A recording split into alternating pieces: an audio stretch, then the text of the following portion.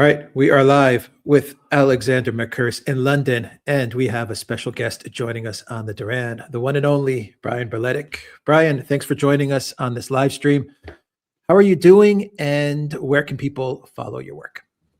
I'm doing very well. Thank you both for having me on. It's always an honor and a privilege. If people want to find my work, just go to YouTube, type in The New Atlas, and then in the video description of each video, you can find all the other places my work is posted: Rumble, X, and Telegram primarily. I have those links. I'll have those links as a pinned comment when the live stream is over, and in the description box as well. Definitely follow Brian's work. He is doing great work, and he is covering a lot of the Iran war, as well as Ukraine continues to cover Ukraine. Yeah. But he also talks a lot about the war in Iran, and that is what we are going to talk about: Iran, and maybe a little bit Ukraine. And of course, we'll get to everyone's questions as well. So a quick hello to everyone that is watching us on all of the platforms. A shout out to our moderators as well. Alexander, Brian, we have a lot to get to, so I'll pass it off to you, gentlemen. Indeed, and I would say we are exceptionally privileged today to have Brian with us. Brian's coverage of all of these wars, which goes back, well, years now, has been outstanding. The New Atlas is a place I always go back to for enlightenment and understanding about what is taking place. And I think at so many levels, we see that events, both in the Middle East, in Ukraine, and in terms of the global conflicts that have been taking place around the world, have been following very much the kind of contours that Brian has been talking about for a very, very long time. So here we are. We have a conflict in the Middle East, a war against Iran, a war of aggression against Iran.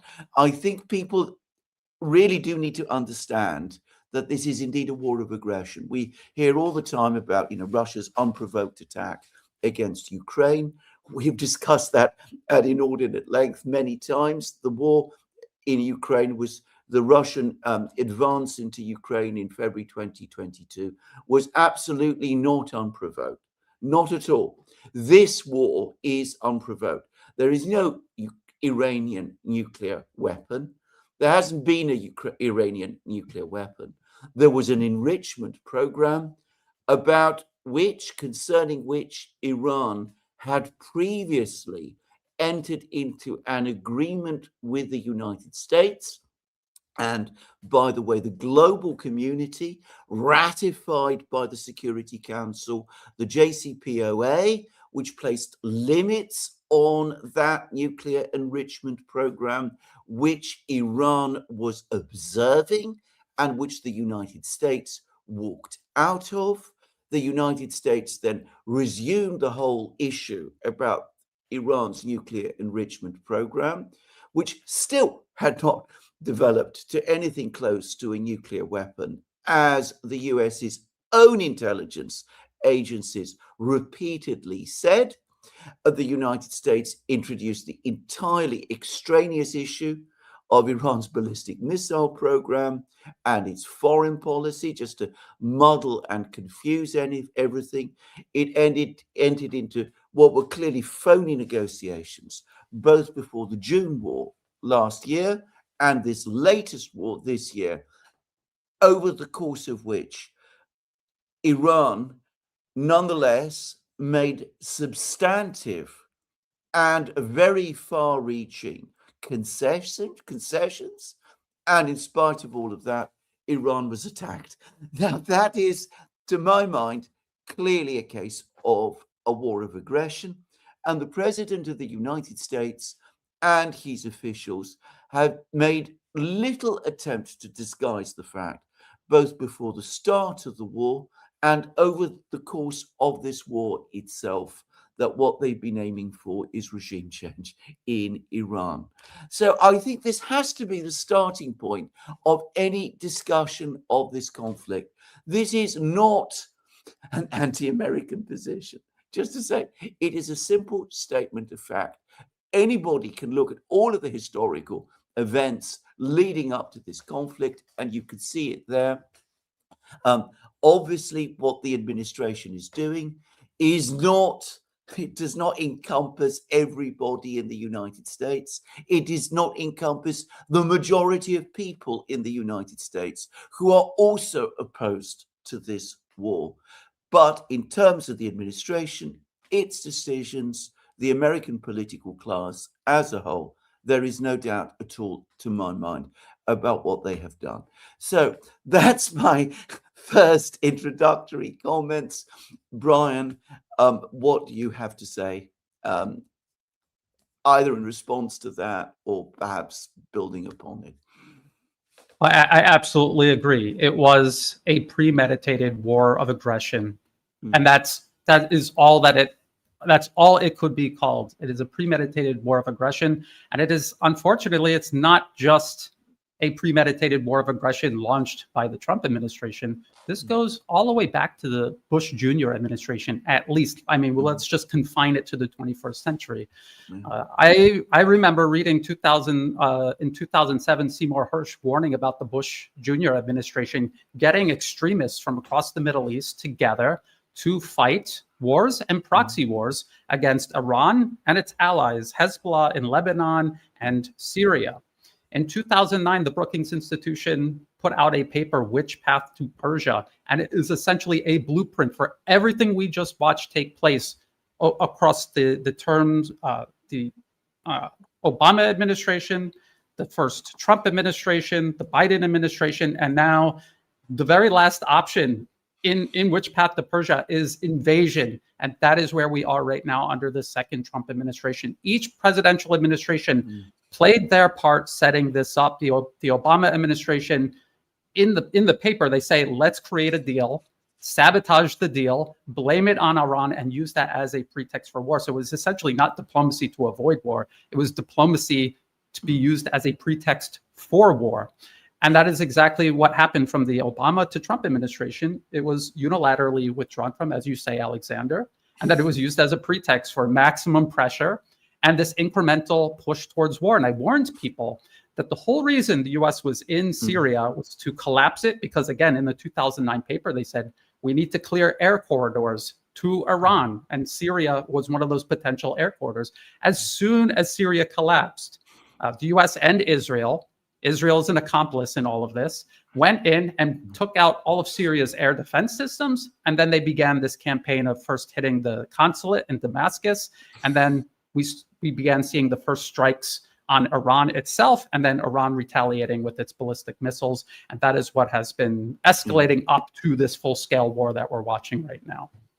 Now, we're getting lots of reports in the media, all over the media, that the United States, that the Trump administration, that his officials, that people in the Pentagon underestimated the difficulties and complexities of this war, and that they did not anticipate the closure of the Gulf of Hormuz, which I find astonishing. I find it absolutely bewildering that they would not anticipate that Iran might do something like that, and that they had expectations that Iran would collapse almost immediately. What makes me think that those reports might be true is that it follows very similar optimistic expectations of the same kind that the United States had about Russia in February 2022, that I very well remember. Do you think this is true? Actually, I'm not so sure, because even with the whole conflict in Ukraine, if we go back to the Rand Corporation paper from 2019 extending Russia, they proposed provoking a war with Russia in Ukraine. And they admitted in that document that if that war began, Ukraine would almost certainly lose. And they were very explicit how it would lose. And now we're watching it in real time lose in exactly the manner the Rand Corporation laid out. And so these are policy papers that go to experts that inhabit all of these administrations, whether they're Republican or Democratic.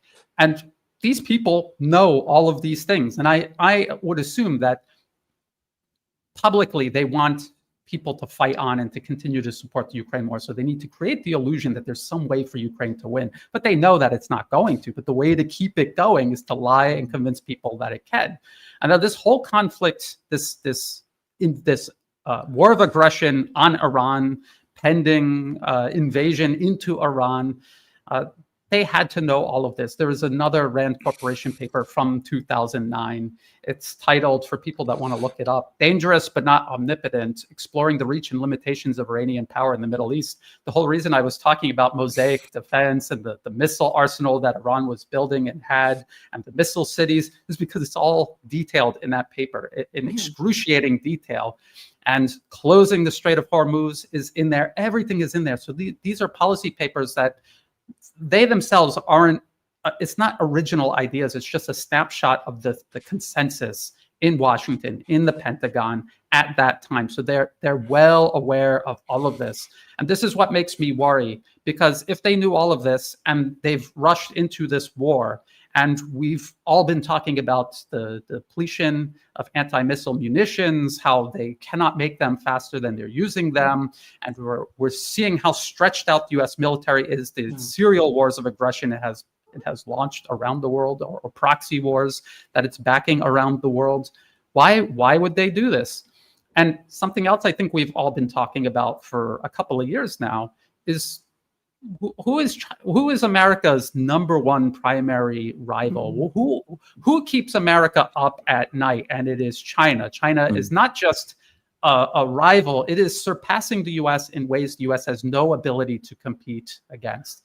And China is on a trajectory to irreversibly surpass the U.S. in all metrics of all kinds, except maybe starting wars of aggression, invasions, and political interference. That's something the U.S. has cornered.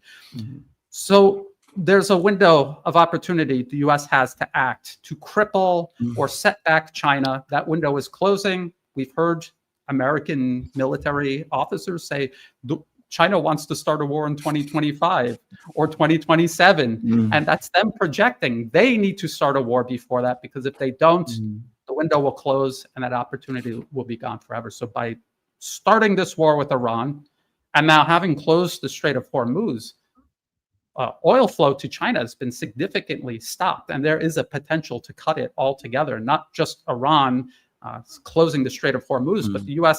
has, even before this started, talking about interdicting Iranian tankers. They're already interdicting tankers going to China and coming from Russia. And so there's this opportunity to create a much larger conflict out of what's going on in Iran right now.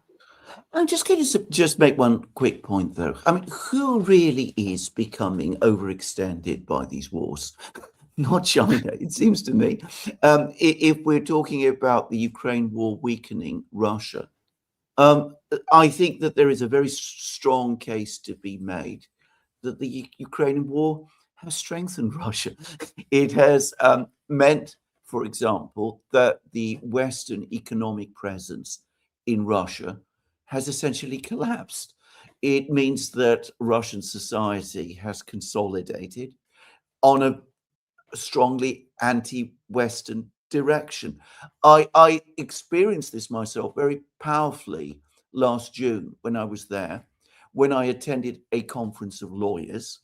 Russian lawyers are at the kind of commercial lawyers that I was meeting are at the farthest end of the pro-Western liberal spectrum within Russia, or at least they used to be.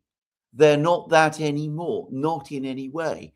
We've seen reindustrialization processes accelerate in Russia. They'd already started before the war, by the way, but they've now accelerated markedly. We've seen a very, very large increase in the power of the Russian armed forces. Whereas it's the United States that is having all of these problems with supplies, whose military looks increasingly overextended, and which in the Gulf region at this particular precise moment is struggling to protect its allies, the Gulf states and Saudi Arabia, very much to their shock and disappointment. I do sometimes wonder, because I read the same people in the United States that you read. I've always found that they never really understand that the United States itself has its own limits. What do you say about all of this?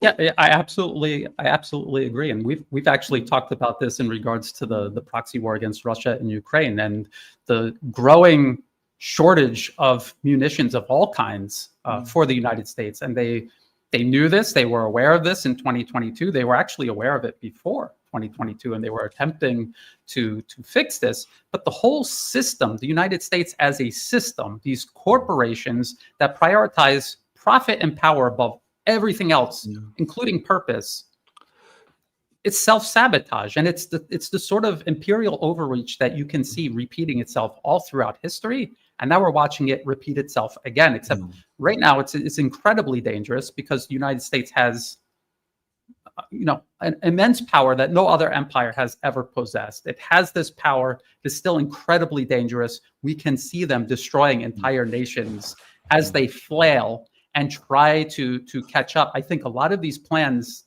and again, when you look at the dates on these policy papers, 2009, and a lot of these are policies that were already ongoing for 10 years, 20 years, 30 years for China. They've been doing this since the end of World War II, trying to encircle and contain it. That was from a paradigm, a mentality, a way of thinking back when the US had industrial power and had that momentum. And they never thought, and again, because they also have this superiority complex where they are better, inherently better than everyone else. And China couldn't match us even if they had every advantage that we have, because they're China, they're not us. We are better, inherently better. And this is unraveling now for them. China has surpassed them. As you mentioned, Russia even is surpassing. They have a smaller population, but they have greater munition production, military industrial production of all kinds, actually. And now the United States sees this, and they're rushing and they're panicking. And something that, again, we've always warned people about is a wounded empire is an extremely dangerous empire. And I think we see this danger manifesting itself in the Middle East and emanating its way outward. Indeed. I mean, can I just say that I think you're actually onto something about a structure, and it's something that I'm familiar with from British history, which I've studied obviously and experienced very closely, which is that in any political system there are always going to be lots of different groups, thinkers, policymakers. There will be those who want to take an aggressive position. There are those who are closer to some, perhaps to understanding the production side, but always the default position is towards more confrontation and belligerence and pushing forward. Even if there are people who are saying, well, hold on, can we really do this? They're always going to find themselves in any debate on any specific issue in a minority, and they will lose. And there, of course, those people who say, can we really take on this battle, might themselves be confrontational or aggressive in some other theater or issue. I'll give an example of this, which is that the British Empire is already becoming. There were already debates in London in the 1890s about the fact that Britain and its empire were overextended and that it needed to retrench. So what actually happens? There's never any agreement over where it should retrench. So it goes on expanding. And in fact, the biggest period of expansion happens after 1890. I mean, it's a strange fact which many people don't know, but the British Empire actually reached its biggest territorial level, not under Victoria, but in the 1920s, when it was already self-evidently in decline. And that, I wonder whether there is some element of that in the United States also, that everybody agrees that there has to be some retrenchment at some point, but nobody can agree where, and everybody pushes for expansion and confrontation in any special particular case, be it Iran, be it China, be it Cuba, be it Venezuela, be it wherever. What do you think about that as a view? I mean, absolutely. And something both you and Alex repeatedly say is they don't have a reverse gear. So even if they wanted to go backwards, how could they? They have no reverse gear. And so we're watching them speed forward because that's their only option, is to speed forward. And again, I want people to think about how these conflicts are all connected. These aren't random independent conflicts the US just started all at the same time. Hitting Venezuela, Venezuela was sending most of its oil to China. Hitting Iran, Iran was sending most of its oil to China. Starting this proxy war with Russia, Russia sends a lot of its energy to China, and most of China's energy that's importing is coming from Russia.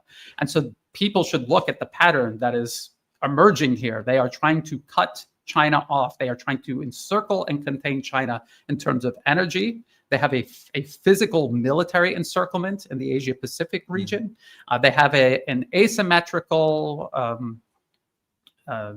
color revolution and also terrorism campaign that they are waging all along the Belt and Road Initiative. And so if you look at all of these conflicts connected, you can see the common denominators. They're all aimed ultimately at China. And I don't know how to express this to people. When you read the policy papers, when you listen to these people talk, these people at the think tanks, especially when they're talking about China, they have this panic. There's this panic that has set in. They see what China is doing. They know they can say we're superior in every way and we'll find a way to win. But in the back of their mind, there's this voice that is screaming louder and louder, saying, no, you can't, and you're not going to be able to.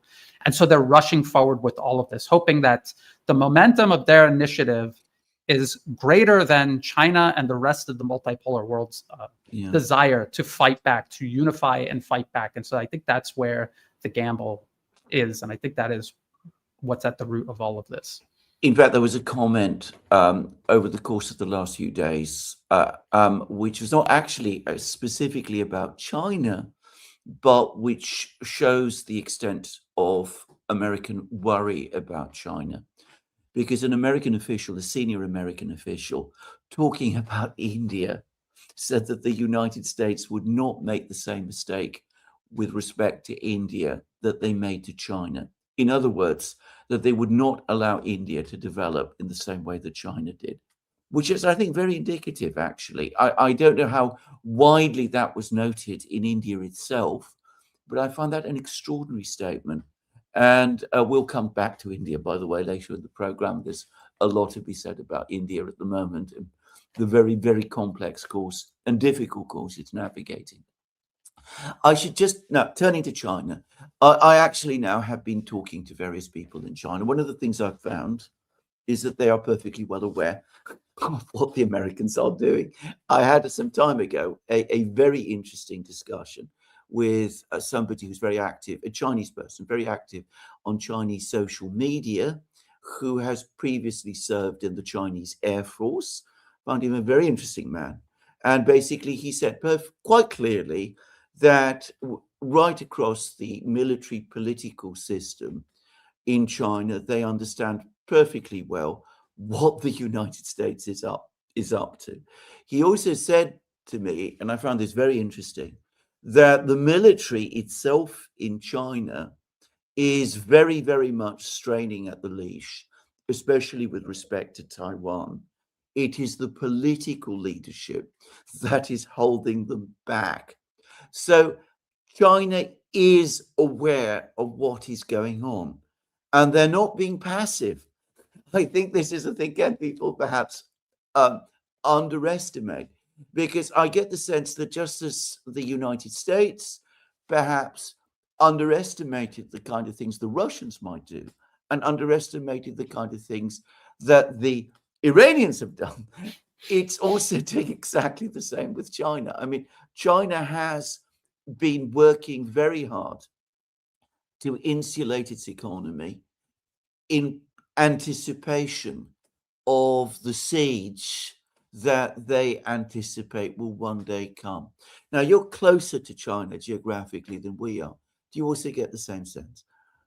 Yes, absolutely. And I guess we could tie this back to the conflict in Iran. So regardless of who is closing the Strait of Hormuz and whoever is striking Persian Gulf state energy production and storage, China knew this was coming. They knew for years and years, because there's scores of policy papers openly saying we're going to do this to China. They have maps. They reconfigured the U.S. Marine Corps during the Biden administration specifically for anti-shipping missions all throughout the Asia-Pacific region to stop Chinese maritime shipping. And so they knew this, and this is why they invested in the Belt and Road Initiative. These are land routes that allow them to circumvent any sort of maritime interdiction. You said they're insulating their economy, and specifically their dependence on external energy imports. And from the Middle East specifically, they are maybe 85% energy independent already, and they are working hard to be 100% energy independent. And the US knows this, which is why I think they rushed into Iran. Ready or not, they rushed into Iran because they know 5 years from now, when maybe they are ready or they think they're ready, it'll be too late because China will already be energy independent. They have coal to liquid facilities that they already have and that they're expanding. They have a 100-day reserve for oil, and they've been working on renewables, nuclear power. They have these small modular reactors. This is what the U.S. says they're going to use to transform energy and accelerate their AI race. And China already has one that is in operation, and they have an assembly line where they can just build these out now. And so they knew this was coming, and they had been preparing for years, and they are this close to being completely, reach escape velocity from all of these threats the U.S. can impose on them, which is why I believe the U.S. is acting now. They have no time left. Yeah, and by the way, and this is, I know, but I'm closer, obviously for historic reasons. I studied it. I'm closer to knowing what the Russians have been doing. I mean, the Russians have been developing their Northern Sea route. A Russian official actually said yesterday, something I've been saying for a long time, that they could send LNG cargoes and oil cargoes by ship to China without leaving Russian or Chinese waters, which they can do. And they're working together to develop BRICS navies to protect the sea trade, which means, of course, the Chinese Navy, but also the Russian Navy too, which is not a force to be completely discounted. Both of these countries are taking steps to insulate themselves. But you're absolutely correct. I mean, if you read and listen to what the Americans are saying, they're overwhelmingly focused on China, China most of all. So much on China, and this is the next question I'm going to ask, that perhaps they're not studying the other countries that they're coming after as carefully as they should do. Iran being a case in point. I get the sense that the US actually knows very, very little about Iran. The papers that I've read in the United States about Iran are extraordinarily thin. They don't seem to understand the political system there at all and how it works. They make assumptions about the attitudes of the population to the political system, which are not basically founded on proper research. I accept that there are different views about the political system in Iran, but they're not actually very, very well informed about Iran, because their weight of intelligence and analysis has been so obsessively focused on China and to a certain extent on Russia too. What do you think about this? I would say, because again, and maybe I will send this paper to you afterwards. It's extremely interesting to read, even though it was published in 2009. I mean, they really outlined everything that we are seeing happening now. Now, you have to remember that was 2009. Iran has advanced significantly, but they even said in the paper that they will advance significantly. So I think, at least in terms of military power and the resilience of the at least Iranian military forces and the way they have organized that, they know they cannot build a conventional force to face off against the US and its proxies, but their asymmetric abilities were formidable even then, and they've become more so now And I think, again, I think the main problem is whether it's Russia, Iran, China, Venezuela, they hollowed that country out for years and years and years, and that was low hanging fruit. And they did that not just because it's linked to China, but there's also a message that they're trying to send to either the multipolar world or the non-aligned world, that if you try to diversify away from us towards multipolarism, this is what we will do to you. But I think they do, to a certain degree, understand what they need to do to, say, knock over Iran. They don't have it, and they don't have any time to build it. And so what do? Do they go in reverse? Do they abandon pursuit of global primacy? Do they accept that the West will no longer be the most powerful force on Earth and gracefully allow China to surpass them? There is no way. I think they would rather burn the entire planet to the ground. And I mean, I live on the planet, so I really hope not for that to be the case.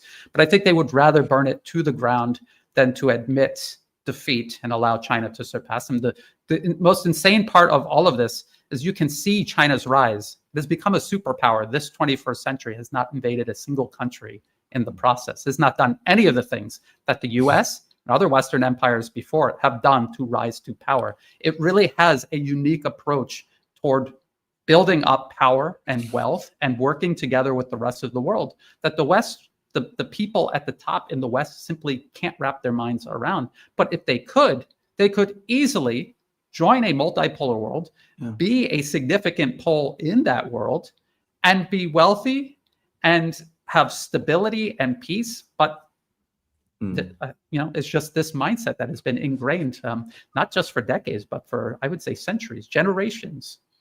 I remember Vladimir Putin making a speech, a long speech, in which he discussed and made exactly that point, that the West absolutely, if it put aside all these ideas of global dominance and all that, and embraced the multipolar world, it would find an absolute full and honored place in it. It would has a lot of things it could bring, and it would also receive a great many things. But of course, that speech, like all of Putin's speeches, was completely ignored in the West. Let's talk about the war itself, the conflict in Iran, because as of today, if you go to the media here in Britain, even the sections of the media that were very, very strongly in favor of the war and were agitating and demanding that it be fought before it started, they're starting to have their doubts. Nigel Farage, who is a well-known political figure here in Britain, who had said that Britain should involve itself and participate in the war. He's now done a 180-degree U-turn. He says, absolutely, we should stay out. It was a terrible mistake. We can't afford $100, $150 oil, or whatever it comes to. How is this war going? My own very clear sense is it's not going terribly well. Whoever, as you put it like this, whoever has closed the Straits of Hormuz, I am not sure it is affecting China more than it is affecting certainly the West European economies. I'm already seeing signs of stress. I think that there are going to be signs of stress in the United States also before very long. And Iran looks perhaps as if it's going through a similar process to the one that Russia did. I read an article yesterday in the Financial Times, which says that instead of the country fracturing, it appears to be consolidating. And I also read in another part of the British media today that the Kurds have absolutely collectively decided that they're going to stay out. And one of their journalists was there going through the Kurdish villages and places, and they're saying, this is not our fight. We're not going to involve ourselves. We're not here to do America's bidding or to have ourselves killed and fought and of towns and places destroyed in order to fulfill some chessboard game that the Americans are playing. So where is this going? And I mean, the British are talking about America's Suez moment. Suez was the conflict in 1956 over Egypt, over the Suez Canal, where the British basically suffered a massive political defeat, and which is seen as the last basically big throw of the British Empire. I don't think anybody thinks this is quite that for the United States. It will remain a major power beyond this. But do you also get the sense this isn't going well? It depends on what their ultimate objective is. If their ultimate objective was a lightning fast regime change operation, then it has already failed. It's already failed in that regard. The amount of munitions that they are expending, the equipment that they are losing, their significant damage to their bases, these are all things that are going to take years to replace. And again, we're talking about Russia and China building out their military and the US depleting their military. At the same time, they're not building up the military industrial base to even catch up. They're not even going to be able to replace what they've lost, let alone catch up. And so this is, in that sense, a complete disaster already. If their goal is to just destroy Iran, I think they're well on their way to do that. And I think they have the ability to continue systematically destroying Iran. If the goal is to keep the Strait of Hormuz closed and to incrementally attack and destroy the production, the energy production and energy depots in the region, both Iranian and across the Persian Gulf, if that's their goal, and you mentioned that it will destroy Europe, it will destroy many places around the globe. And I liken this to a body who perceives it has an infection. For America, the empire, the infection is China. This is a nation that we cannot subordinate. And we need to do something about it. So the body develops a fever and tries to cook the infection out, even if it starts cooking your internal organs and damaging that, even if it ends up killing you. The Americans believe that by doing this, if this is the goal, and we'll be able to tell maybe 1 or 2 weeks if this is still going and expanding, it's very obvious that they're just trying to disrupt energy coming from the Middle East. They feel that no matter how much damage they do to the world and even to themselves, they'll be able to come out on the other side stronger relative to China. And just for people to have an example to compare it to, World War II, Eurasia was destroyed, Europe was destroyed, and the United States on the other side of the planet completely intact. And they came out the sole undisputed superpower after that. And I think they're thinking, this is our last chance, and this is not such a bad plan. If we just burn everything down, we come out on the other side strong, we win. But this is where the big difference is, because in the 1940s, the United States was beyond compare the biggest manufacturing and technological power on the planet. I mean, people forget this, but in 1946, the United States accounted for something like 60% of world industrial production, a much bigger proportion of world industrial production than China does today. Just saying, I mean, American dominance in the 1940s was on a completely different scale from certainly anything that we're seeing today. And I was reading about how if we look at the complex supply chains in the United States, there's one particular factory, for example, which plays an important role in producing rocket fuels. And they were comparing its production levels today with those when it achieved its peak of production, which was actually 1944, by the way, during the Second World War. And as I said, it's collapsed. It apparently takes 2 years for the United States to make a Tomahawk missile. Yeah, I mean, obviously they're not making just one missile at a time; they're making lots of them.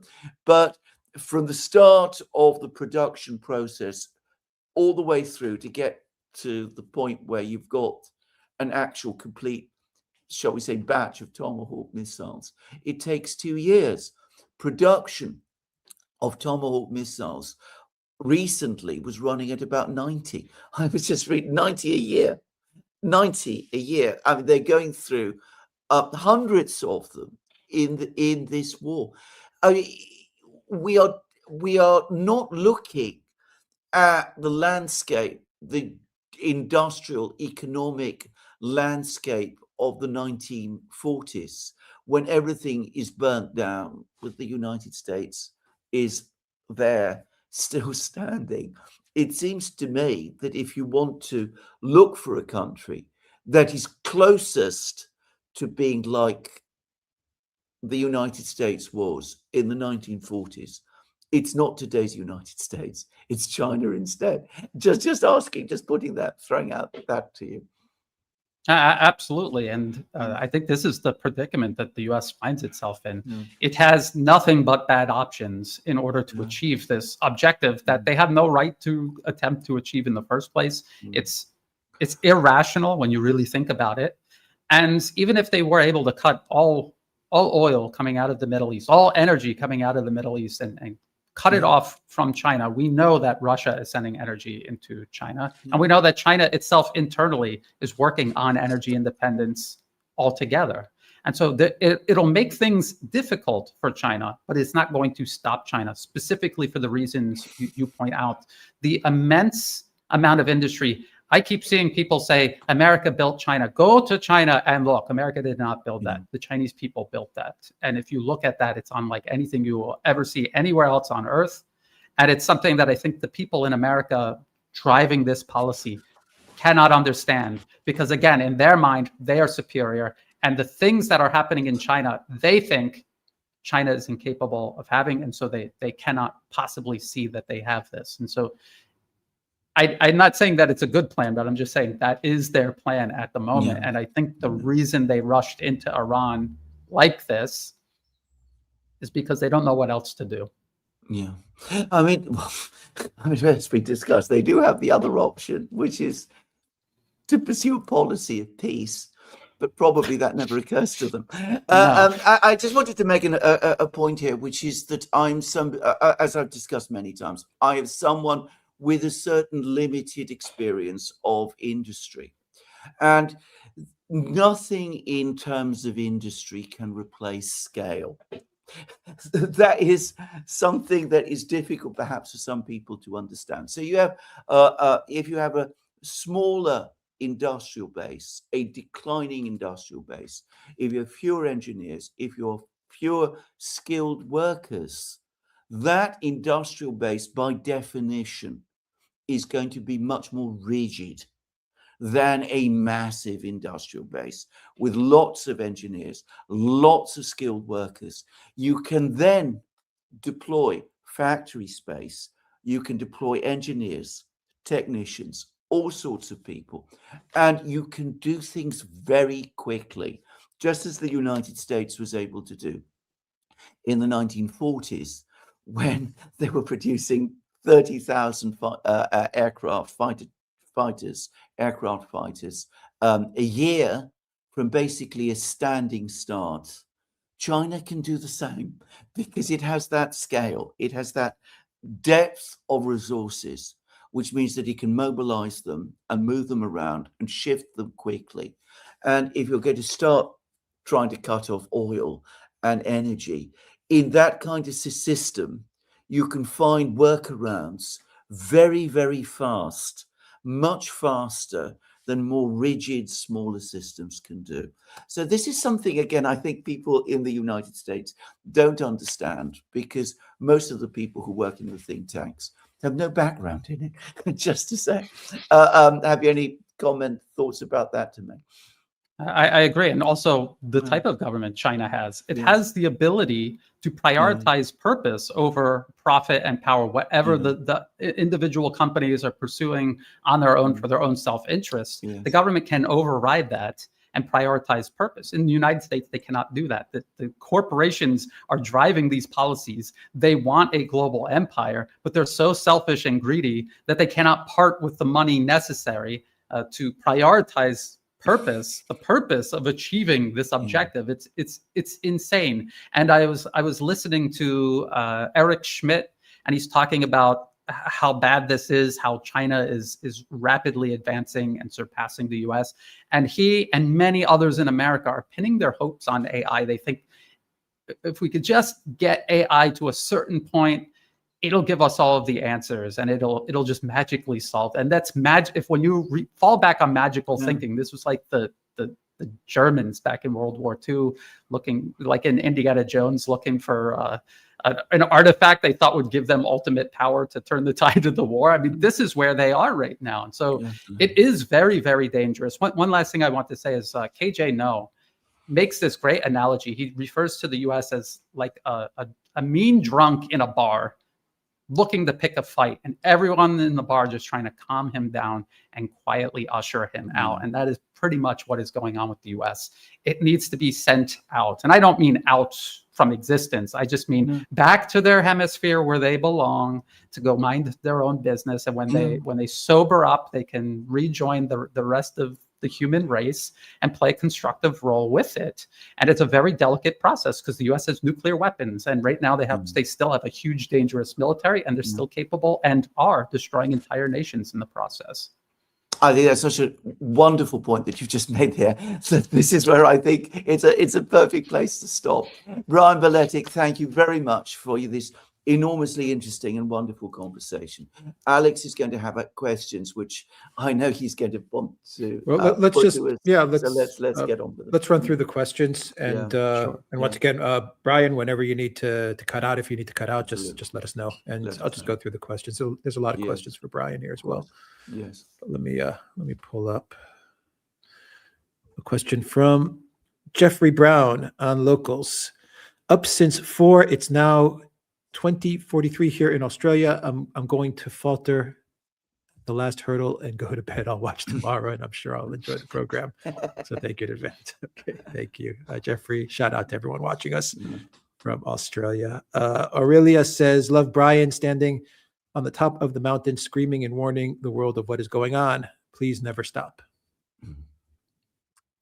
From Commando Crossfire. Good day, everyone. Alex says, I just want to remind everyone, don't overconsume yourself with all the tragedies, for if you stare too deeply into the abyss, sooner or later the abyss stares back. Well, I tell myself that all the time. I'm sure Brian says the same. We are well aware of that advice, but we thank you for it nonetheless. Thank you. Commander Crossfire also says, and always remember there is beauty in the world. Yeah. True. Haruko, thank you for those 2 super chats. Thank you so much for that. From Fuzzy Balls, question for Brian. Do you agree that there's no way Russia can end the Ukrainian conflict until they have Odessa? Otherwise, Crimea will never be safe. It's hard to say, but I think we could all rule out any sort of negotiated settlement with the United States, considering what the U.S. has done. I was listening to you, Alex and Alexander, your discussion about the phone call between President Trump and President Putin. And I'm just wondering what President Trump said. Did he call up and he said, I'm sorry about that time we tried to kill you the last time we talked. I want to talk to you about helping me end this war, this other war that I started and killed the leader of the country. Can you help me out? Who wants to deal with, negotiate with, or make any sort of agreement with the United States at this point? I think it's obvious that the only solution for Russia in Ukraine is going to be on the ground, and it probably will include Odessa. It might include much more than Odessa. Can I just make a point here, which is something that I was thinking about last night, which is that the Iranian and the Russian position about their respective wars is in one respect very similar. Both are saying that they will not agree to an interim ceasefire.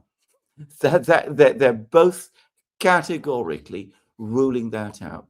They say, we've been there, we've done that, it turned out disastrously for us.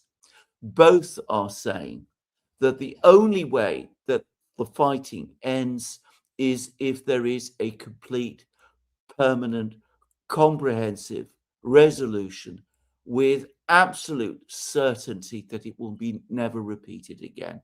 So I can't help but think that the similarity has clearly been forced on both of them by events, but that they've also been talking to each other about this. Just saying.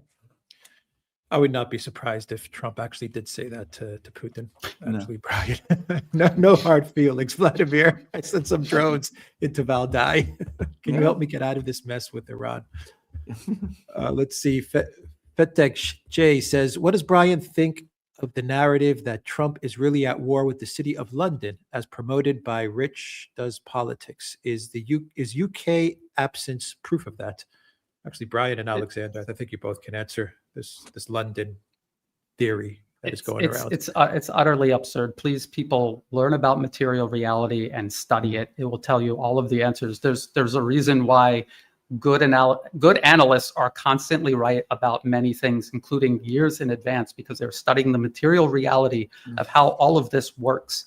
And cutting through the political theater, the religious veneer that is applied, and almost always to try to manage public perception, while the material reality is driving the entire agenda. If you look at the trajectory of the US just in the 21st century alone, it's very predictable.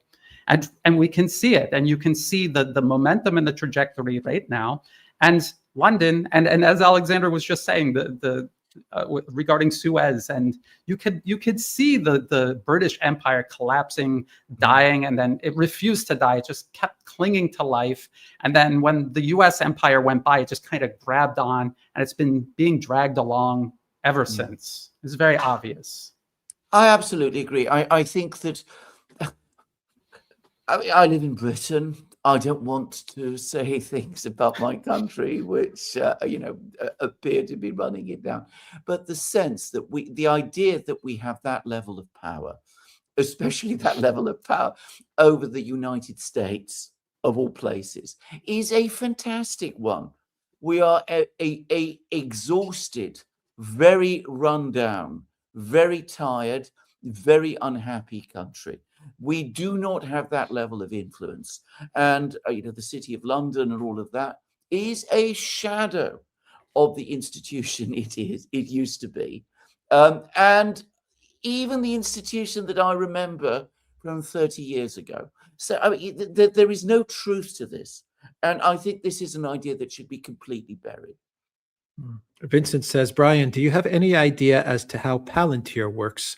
Like, what actually is it and how is it used, especially in armed conflicts? Is it really a game changer? Thanks.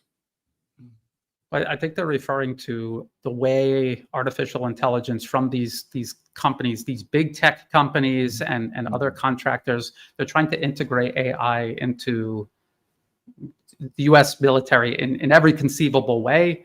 It does provide advantages, but Russia and China have AI too, and China's AI is reaching parity, and in some regards, it has surpassed it.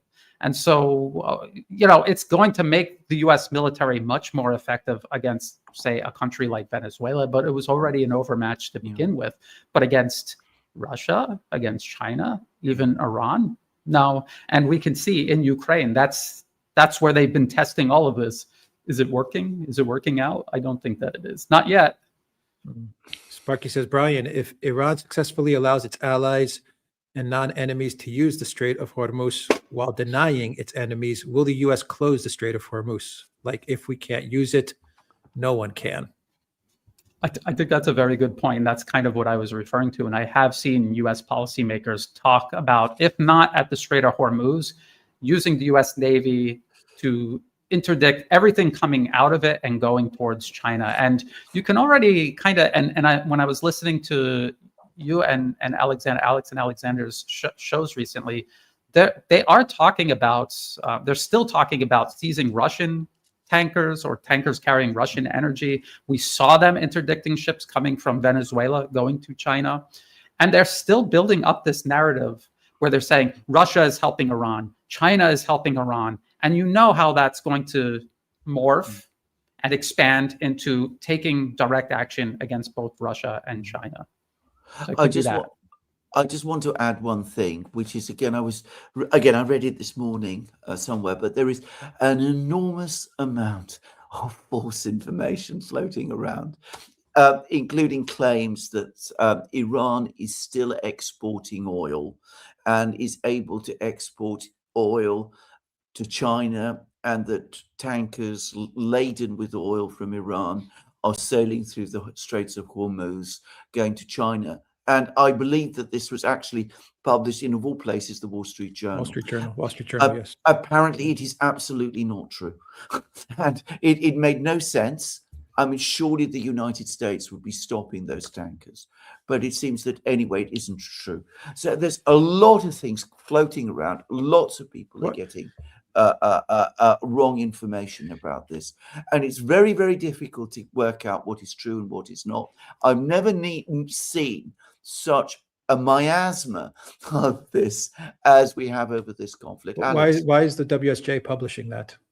Oh, I presume that they were given wrong information. I mean, I presume somebody gave them that wrong information. Yeah. Alexander Bryan, why did China and Russia abstain from the UN resolution? Have you guys heard about that? Yes, absolutely. And controversial, which blames Iran.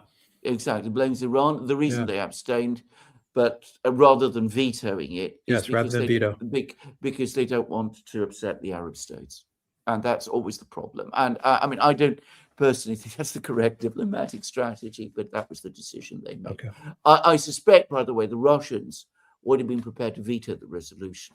I'm going to make a guess that the Chinese, for very complex reasons, which we can discuss perhaps more detail, I think that they said that they're not prepared to damage their relations with the Arab states, especially with the Saudis at this time. Saudi Arabia being a bigger exporter of oil to China than Iran is, and Saudi Arabia is still exporting oil to China at this time through the Red Sea ports. A lot of people are asking that question. Why would China and Russia veto? Abstain, not veto that resolution. I mean, the Russians have made it already very clear that they don't agree with the resolution. So you can take that as you wish. Nico says, Mr. Berletic, do you agree that if Russia responds to the atrocities the West commits through Ukraine, all of Europe will go to war and ruin Russia? Well, I mean, it depends. Respond in what way? Russia knows this is a proxy war against them. They know that if they were to attack Europe, so let's just say not the United States. The United States is the one waging this war against Russia. If they attack the United States directly, how would that escalate out of control? I think they know that it would, and they don't want to do that. I think if they believe they can handle what's going on in Ukraine and just defeat the U.S. in Ukraine, then that is good enough. You know, a lot of people see these things happen and it makes them angry and they want immediate revenge. But you have to think the best revenge is just winning. It's just winning. And if you react emotionally and immediately, you can end up sabotaging yourself in the process. Mm-hmm. Revenge is a dish best eaten cold. Yeah. Build a better world with bricks, says Sparky. Mm-hmm. Dan says, Alexander, do you think the British are a little embarrassed by their U.S. problem child completely out of control? No, I don't think they're embarrassed. I don't think the British have any strong senses of ownership about the U.S. British attitudes to the U.S. are very, very complex. I mean, there is within Britain a very a long tradition of resentment of the U.S. as well, which is not something that comes to the surface very often, just to say. Just as there is within the US a certain antipathy to Britain as well, by the way. Sparky says, Brian, President Trump's decision-making reminds me of Idi Amin's decision-making in the movie The Last King of Scotland. Thank you for that, Sparky. And Nico says, Mr. Brian, can you convince my fellow Greeks that, as Alistair Crooks says, the Western leaders are willing to cause nuclear war instead of capitulating? It's a possibility. It's a possibility, but what everyone should remember, if you're not these people in the United States running things and you don't have your own personal bunker to go to, these people, and I can guarantee you, if they think that it is necessary, they would be willing to do it, and they would have no compunction about doing it. And they have no, look at what they're doing to Ukraine. They're destroying Ukraine. Look what they're doing to Europe. They are also destroying Europe in the process of fighting this war with Russia and Ukraine. They will destroy anyone, anywhere. They will pay almost any price to maintain primacy over the globe, even if the globe is reduced to ashes. This is something that you can't prove it. There's no policy paper that says we're going to nuke the entire planet. But when you listen to them talk, that is the sense that you get. I just want to add something else. In what sense is the United States and the collective West, if we can call it that, being asked to capitulate? I mean, who is asking them? Who is asking that of them? Who is actually threatening their independence and their future? How can their independence and future be threatened? I mean, it's not. I mean, that is a possibility that does not exist. And the options are not between capitulation and destruction. They're between war and peace. We're choosing war instead of peace. Yes. Sanjeva says everybody is blaming India for not taking sides, but the truth is India cannot put out statements every time the USA says obnoxious things. India never stopped buying Russian oil. India population supports Iran. Look at the rallies. There's a second part to this question. 1 second. India and China governments don't do this PR game. Yeah. What you hear in Western media is not the truth. India bought Russian oil despite USA bullying. Similarly, it will not let Iran fall. I think that this is actually being confirmed now. The Indian government published a very strong statement. I think it was the day before yesterday, in which they said they do not need permission from the United States to buy Russian oil. The claim that they're doing so because they've been granted some kind of license by the United States to buy Russian oil is completely untrue. The United States claims that they stopped buying Russian oil in January and February were completely untrue. They've already said in the past that Trump has made up stories about telephone conversations he had with Modi, which never happened.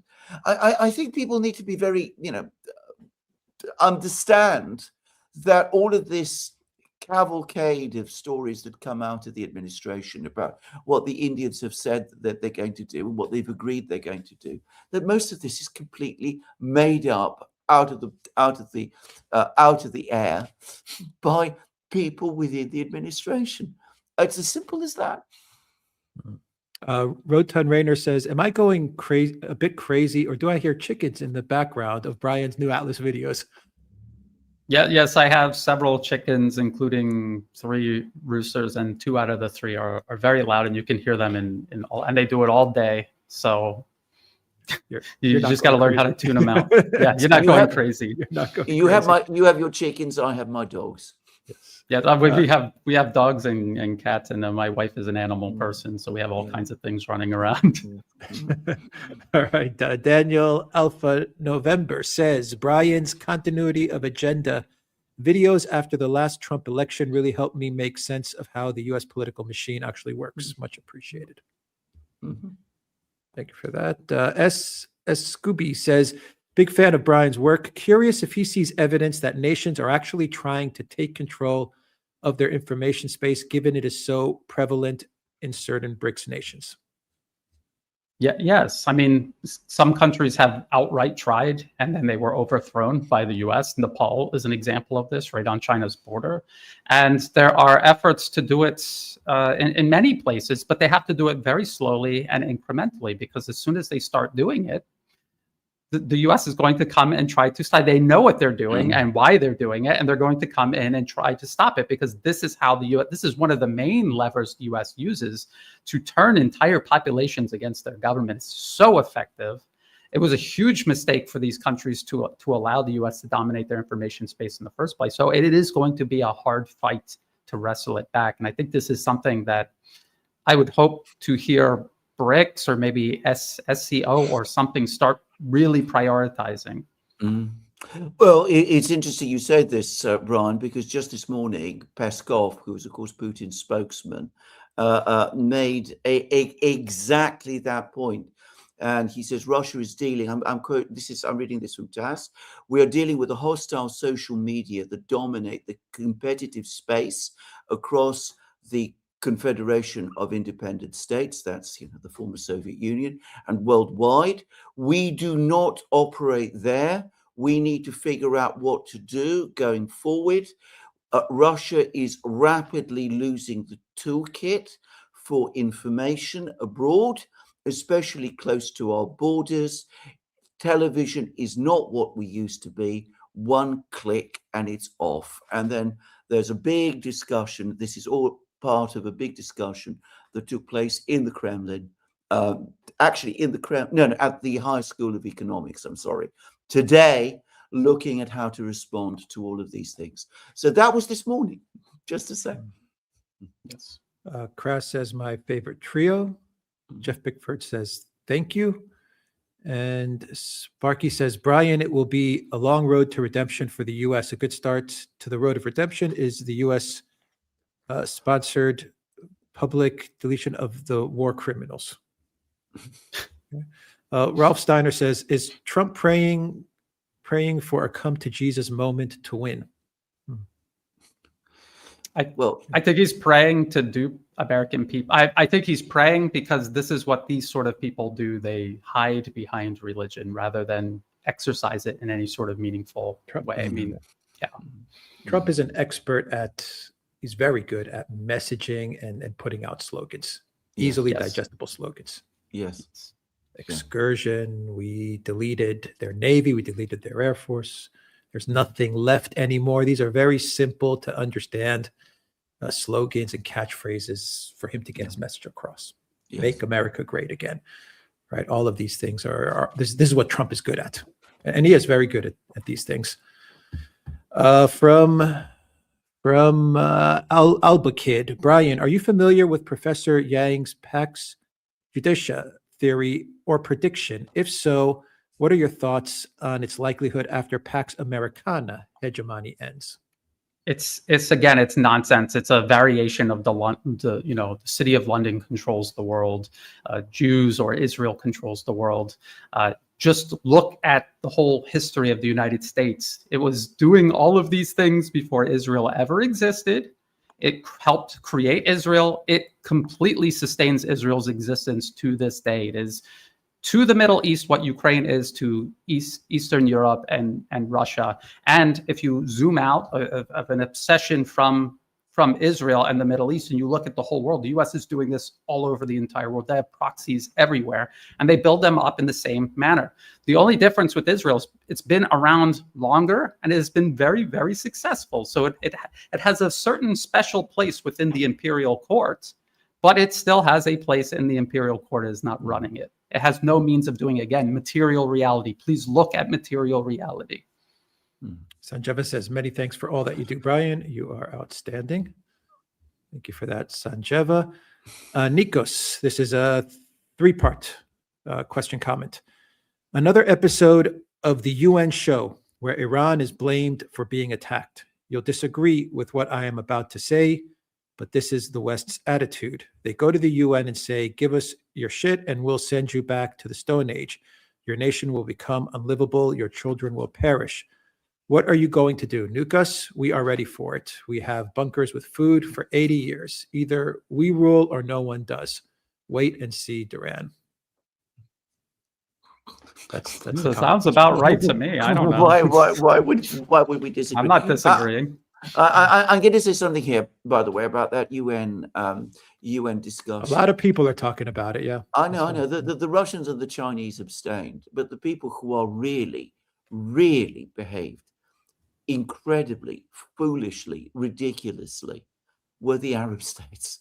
I mean, what it demonstrates yet again is the utter political and diplomatic bankruptcy of the Arab rulers.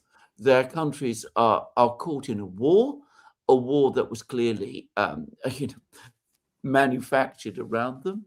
Their societies are being destroyed, and instead of blaming the true party, they're blaming the wrong party. There it is. Nico says, I mean, look at Orban. Zelensky threatens his life, and Europe reprimands him, and he'll lose the election because people consider him corrupt and old. Well, We haven't seen the election yet. I don't know what's going to happen in the election. I agree it's going to be very, very difficult. We've discussed the European Union many times and the very, very ruthless way that they behave. If they win in Hungary, yes, it's a win for them. But how does it improve their position long term? On the contrary, they lose one person who might conceivably be able to negotiate for all of them with the other various parties in the future. But that's the way the European Union works. And Nikos has a follow-up to that, No. saying not just him in reference to Iran, but China as well. They see what is happening in Iran and are afraid it will happen to their countries. He should just come out and say so. Is China afraid in what might happen to them? No, well, Brian Alexander. Well, I'll tell you what I think. Again, I've had some interactions. I did think they're afraid, but they're perfectly well aware of what is going on. And China has obtained a long time ago control of its information space. So, despite which they do seem to be very well informed. So I don't think they are afraid, but they are aware of the fact that they have major challenges ahead of them. I don't know what Brian thinks. Yeah. Yeah. And Brian, just to add to that, Nikos also says, I do agree with Alexander that Putin doesn't trust Trump, nor does he believe in negotiations. But is Putin afraid of Trump as well? So you can answer both of those questions, Brian, as well. China and then Putin. Yeah. Yes. Well, the Arab states, I mean, they're politically captured, so they really don't have a choice. They could disagree with what the U.S. is saying, and then they will be gone tomorrow, just like what happens to any politically captured state the U.S. exercises power over. But Russia and China, the U.S. really doesn't. Russia and China are able to defend themselves, but they do understand the danger the U.S. represents. So again, it goes back to this analogy where you have a dangerous drunk trying to pick a fight in a bar. You don't know what he's going to do, and you know he's not thinking clearly, and he doesn't care how big of a scene he creates or how much damage he causes. Russia cares, China cares. They've worked very hard to build what they have, and they don't want to see it destroyed because of the U.S. They're trying to handle this in a very careful and patient manner.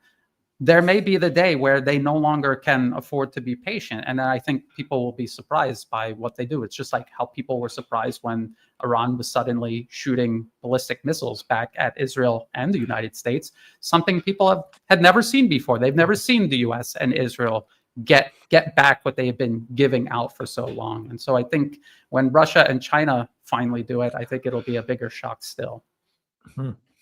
Elliot says, is Iran at risk of arrogance? What are realistic security guarantees that Iran can get to end the war? Sanctions are tougher now, harder to rebuild. Well, I'm going to answer that. I think that one of the major mistakes that Iran has made for the last 20 years is that it has prioritized to a dangerous degree a policy to try to get sanctions lifted. It would have been much wiser for the Iranian leadership to understand and accept, as Russia has done. By the way, Putin has said this, that sanctions are never going to be lifted. Whatever you do, they're not going to be lifted unless you are basically prepared to go back to the kind of situation that Iran had before, where you're essentially part of the American system and the Americans run you and the British run you, as used to be the case in Iran. So if you make that decision, if you accept that sanctions are there to stay, there are actually lots of options. There are lots of things you can do. And at that point, you can recalibrate your diplomacy. You can pursue different economic policies. There are now alternative trade systems that are open to you, and you could start to exploit them. I think that Iran is now basically at that point of realization. That's what I wanted to say. So I don't think they're arrogant. I think, in fact, the mistake that they made was not a mistake of arrogance. It was a mistake of trying to prioritize too much better relations with the West. That is what the current Iranian president, Masoud Pezeshkian, was all about, for example. I totally agree, and I think what Iran needs to do, and I think Iran, like you say, Alexander, they're almost certainly going to go this route, is look at North Korea. Nobody's attacking North Korea. Yeah. I think they should think about that long and hard, and work with the Russians and the Chinese to get to that point. Sir Musgame says, when it comes to Israel, Trump's always been circumcised from the waist down and the neck up, if you get my drift. Well, I would say that on balance, I'm in agreement with Brian on this. I think that the key decisions are made in Washington, nowhere else. We'll get to a question on that, actually. Yeah. Big thanks from Trevor Watt, and we'll get to that question from Hugo Chavez, 1287. Let's cut to the chase, Brian. How do you square your assertion that America leads the U.S.-Israel relationship with Mersheimer and Walt? America could have primacy in MENA similar to in Europe if it weren't for Israel. What does that even mean? America could have primacy in the Middle East and North Africa, similar to in Europe. It already does. Well, how do people not see that? And Israel was key to achieving it. That's why they put it there. It's just like they have the EU is a bureaucratic layer. The US laid over Europe and smothered their sovereignty. How do people not see that? And so with this whole Israel argument, it is a tiny forward operating base or an unsinkable aircraft carrier the US put there in the Middle East, and the British, this was their idea, but their empire was falling apart. So the US said, that's a good idea. We'll take that and we'll continue that. And that is what they have done ever since. The idea, and think about this, the United States, since its inception, has built itself by expansion, by taking other people's land from them, eliminating the people living on that land, and continuing to spread. They spread from the East Coast to the West Coast. They spread across the entire Pacific Ocean into Asia. They were in the process of colonizing China before the world wars broke out. And they fought a world war with Japan over countries and islands and land that belonged to neither one of them. And for people to think that the US wouldn't be interested all on its own of taking over the Middle East and controlling it, except because Israel is forcing them to, when it's the largest, most important energy production region of the planet, it's just insane. It's insane. Again, material reality. Think material reality. Turbo Toto says, yes, Brian, again. Sanjeva says, Iran's divisions with exact proportions unknown to us is the variable that will determine the result of this conflict. Don't you agree? Yes, absolutely. I think this has been the, if you're talking about this immediate conflict, yes. If there are fractures within Iran, which is what I think at the present time the United States is counting on, then, as I said, the conflict will take a completely different turn. For the moment, nobody can see them. There's another report, I think, in Reuters today, which says that the US intelligence community can't see them. So there it is. Have we done this, Brian? Can China, or if China totally cuts off the empire from everything it needs out of China, will it be war? China doesn't totally cut off the US. Why? Brian, you're the best. Appreciate you. Thank you.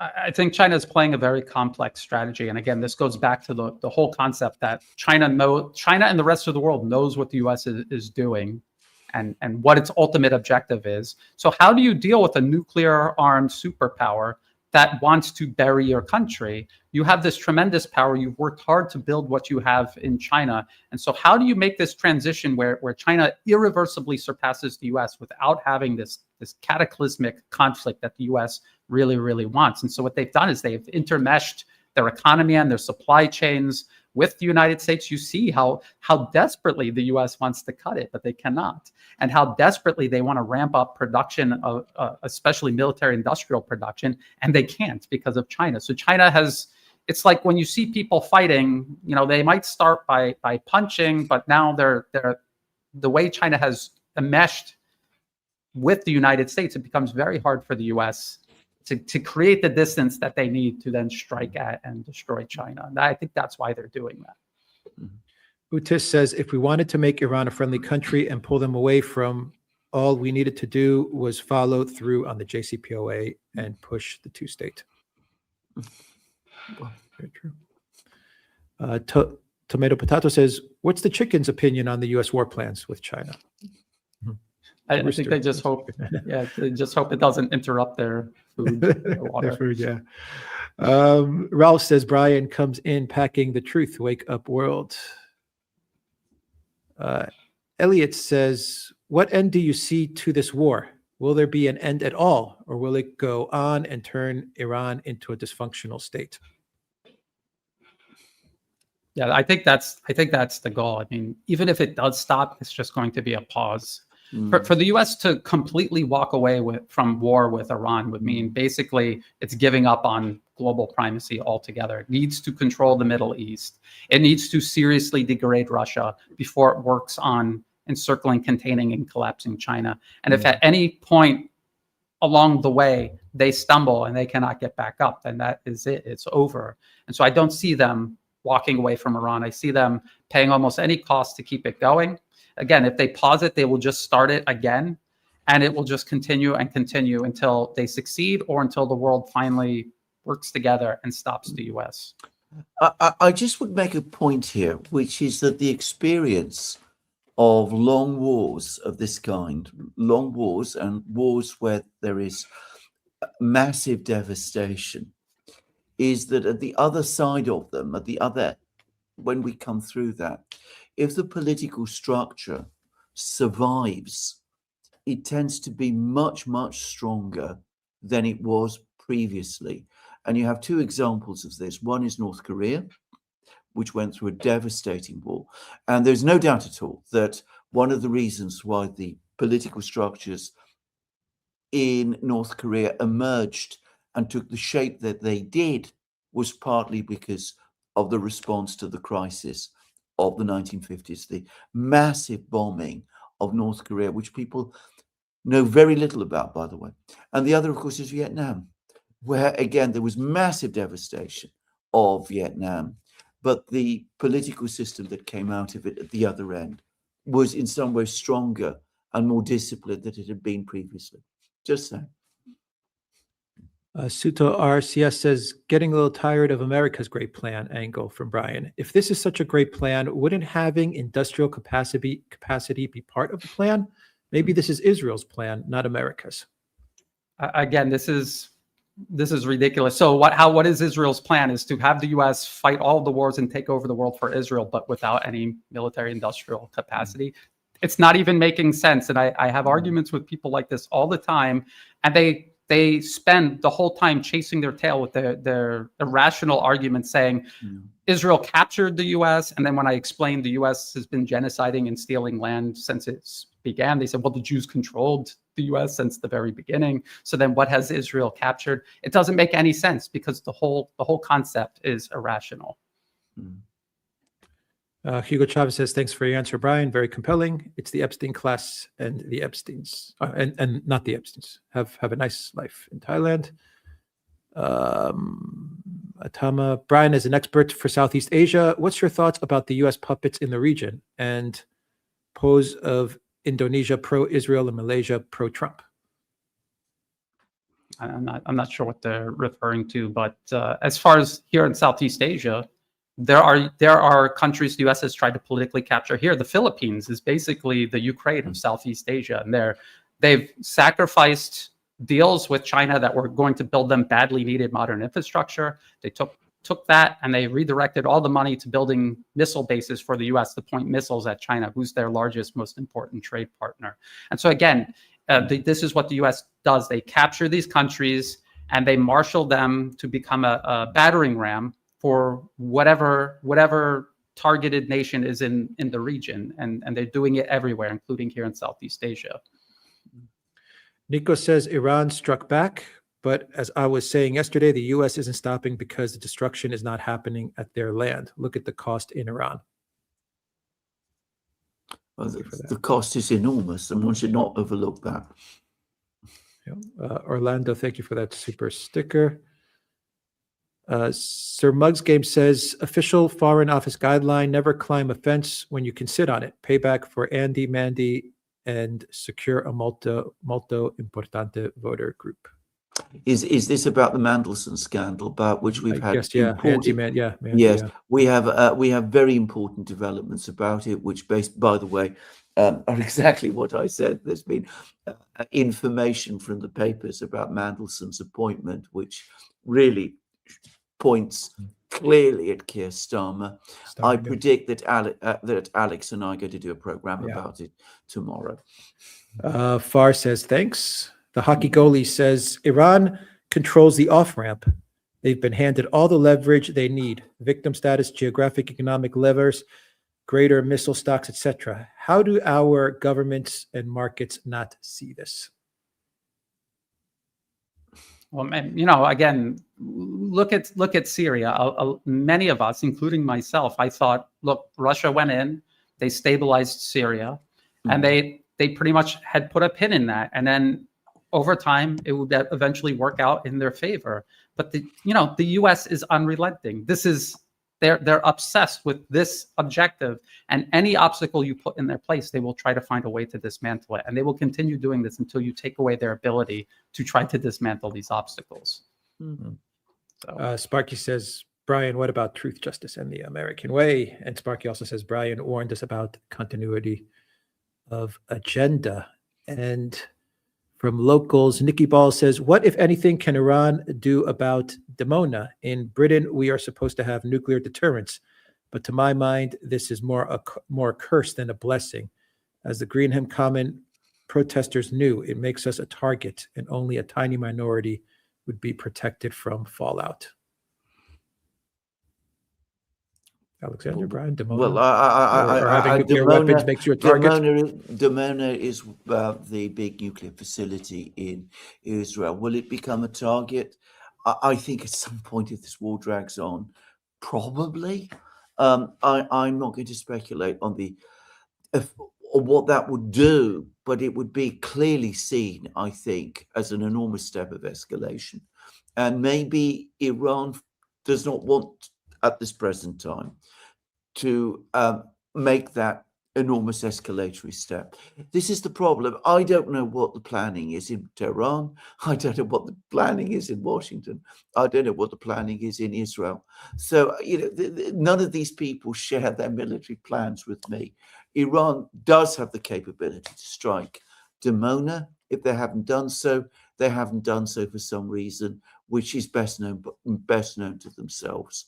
I don't remember what the other part of the question was. That was, Yeah.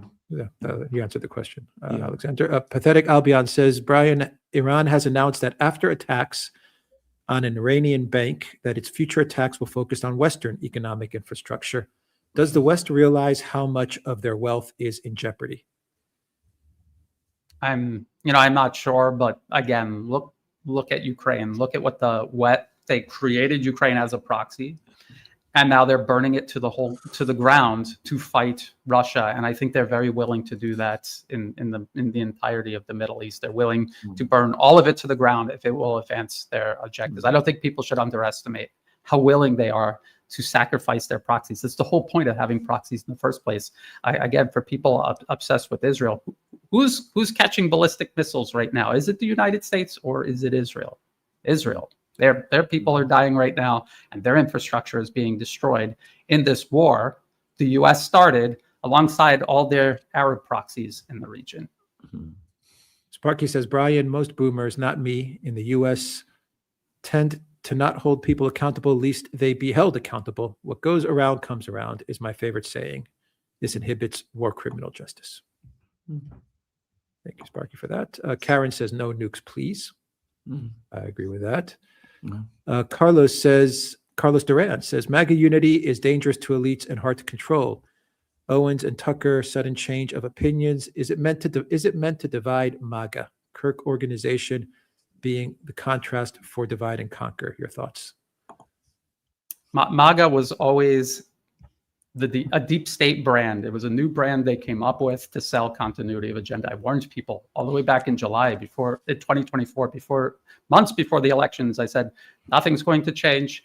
If you look from Bush up until now, including one previous Trump administration, this has all continued. the agenda against Russia, encircling and containing Russia, encircling and containing Iran, and encircling and containing China has all moved unimpeded, regardless of who was in power, including Trump and what his previous administration. This was just another trick that they are using to just get in another 4 to 8 years. And it worked kind of, and here we are. They're moving the agenda along, just as they have been. Ralph Steiner asks, will weaponizing this war into a religious crusade of American evangelical Christians versus Muslims sitting on American oil be successful? Yeah, I think. Alexander, you can answer if you want. I would have thought not. I think that ultimately it's such a far-fetched idea that I think that far too many people, if this is the way it's sold to them, are going to rebel against it, including Christian people, frankly. In fact, definitely Christian people. So I would have thought not. If I go to sort of Christian sites, the ones that I read in the United States, they're the ones who up to now have been most hostile to the war. Just saying. Big Samson says, Brian, is the conflict between Thailand and Cambodia fully over yet? Or is it connected to a bigger strategy by the USA? Yeah, it is part of a bigger strategy by the U.S. Again, it goes all the way back to the Vietnam War. A lot of this, people can say it goes all the way back to when the French controlled Indochina. I mean, that's the pretext, but of course, nobody really cares about that. But nobody's going to go to war over that border. It's just an excuse that's being used. And so, yes, the U.S. was using that to put pressure on Thailand because they were trying to get their client regime into power here in Thailand.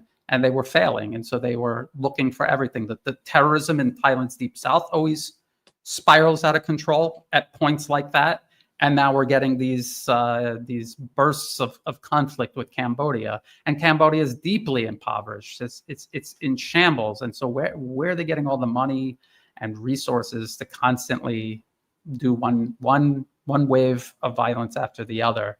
And it's inevitable that it's going to break out again whenever the U.S. feels that it'll be beneficial to them. Ex-Professor Wang says, question for Brian. I am also American. I have had difficulty talking to friends and family still in the USA because they are a combination of ignorant, disinterested, and accepting of or cheerleading for U.S. military aggression and theft across the world. Even if the public is not directly responsible, they are complicit in some sense. How much blame do you place on the masses of people in the U.S. for what we are doing to the world? It's easy to blame Americans. I used to be one of them. I signed up I voted for George Bush and I signed up for the Marines and I was in the Marines. And the reason why I did that wasn't some conscious decision. I was brainwashed since I was born until I signed the dotted line and joined up. And then when I went overseas, I saw what was going on. Other people planted seeds in my mind. And when I saw these things, those seeds grew and I was able to wake up. And so we shouldn't blame people who are deliberately preyed on through propaganda, a lifetime of propaganda. We should not blame them. We should do everything we can to plant those seeds and help them wake up like we have. Warlock Lander says, do you think the U.S. is using auto AI targeting in Iran? Maybe it's like experimentally, but I don't think it's quite there yet.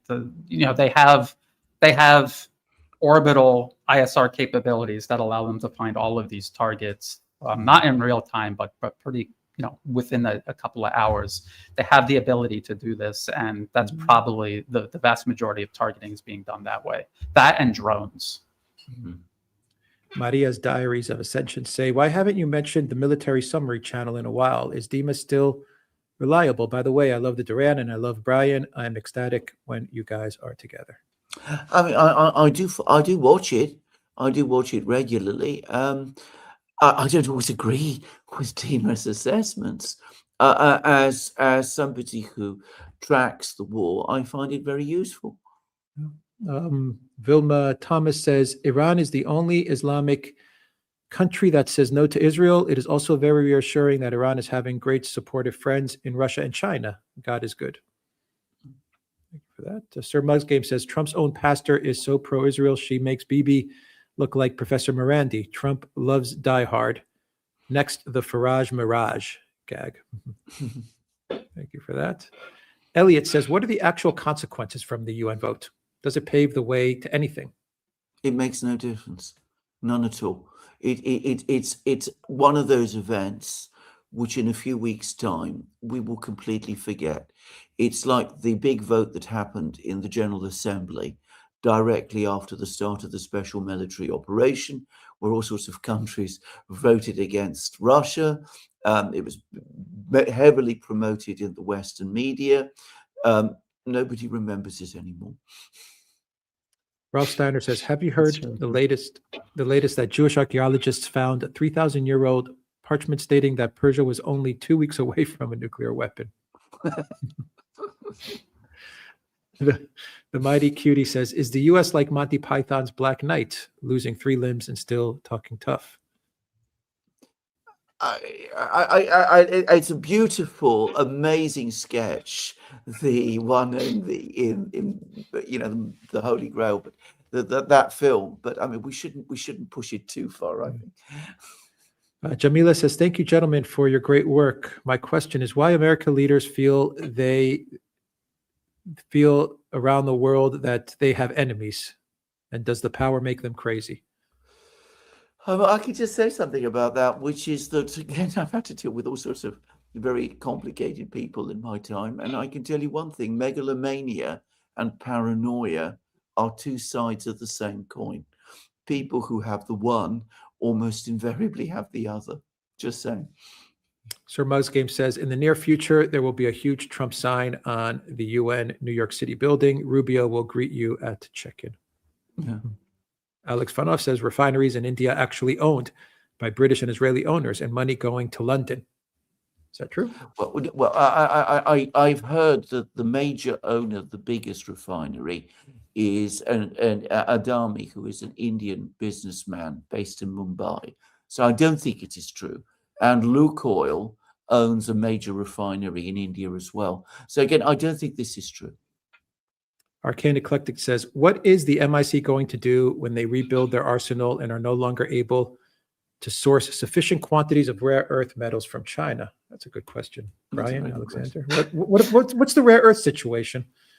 I'm not exactly sure, but even if they had all the rare earths in the world, they still, for whatever reason, they cannot get their act together and build these missiles. I was just listening to CSIS, which is a U.S. government and arms industry, big oil, big pharma. Those are the interests that actually run the United States funded think tank. And they were talking about we're gonna ramp up Patriot production to 2,000 a year, and then someone was asking whoever the expert was that they had on, well, so where are we now? Well, we're making agreements to make agreements, but we need the contracts. And before we can make the contracts, we need to make sure that all the money for all 2,000 a year for like 10 years is in place, which is an astronomical sum of money that will never be approved of, which means they're never actually going to do that. So their greed and their lust for power is their own worst enemy.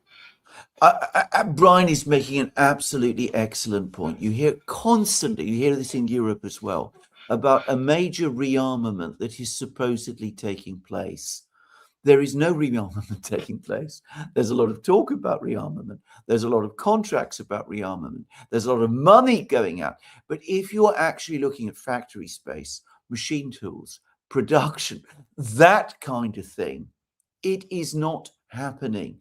And if you understand the industrial structures and the economic and financial structures that underpin them, you can understand immediately why. So, 1,000 new Patriot missiles a year. Don't be fooled by this. Same with Tomahawk missiles. It can't be done. At least not in any time scale that makes sense, and not within any budget that makes sense either. Ralph says, does Trump building a ballroom worry you at all? A ballroom. All right. Thank you for that, Ralph. Sparky says, known many transactional thinkers like President Trump, though not all bad, what they all have in common is they are genuinely shocked when they found out everyone isn't full of BS like them. True enough. True. Many people like that. John says, I don't know about others, but all of a sudden, clips from the movie The Dictator are appearing regularly on my YouTube feed. Oh, really? That's interesting. That seems very interesting. Sir Mug's Game says, isn't it funny how Iran loses leaders and generals, but the Israelis never lose anything higher than a corporal and yet keep expanding? Very strange. Thank you for that, Sir Mug's Game. And I think I got all the questions answered. Wow. What's next? Let me go through. Oh, here's one from Ralph. You know how Saddam Hussein flew his jets into 9/11? Well, the FBI is now saying that Iran might plan to fly drones to California. Is this possible? Well, it's possible the CIA will do it and blame it on Iran, but it's not possible for Iran to do it. Yeah. Trump yesterday said something very alarming. He said that he was asked about sleeper cells in the United States, and he says that we have our eye on them. Yeah. The reporter asked him that question, a planted question, but still. They have their eye on them. Why don't they just round them up? He says, I know where they are. I know where they are. I know what they're doing, he said. And why don't you go get them? Exactly. Because they put them there. Exactly. Captain Ace Hawk says, can nukes be stopped without exploding the warhead? I don't want to find out. No. Sir Mug's Game says, to pass through the strait, you don't need insurance. You just got to pay the IRGC's tax. These are the days of huge paydays. Again, please be careful about many of these stories. I understand that even some of the satellite data that is now being circulated is no longer reliable as it used to be. There's apparently a huge number of AI fakes floating around. There was even an article in the Financial Times about it. So just be very careful, believing what you read and what you see and what you hear.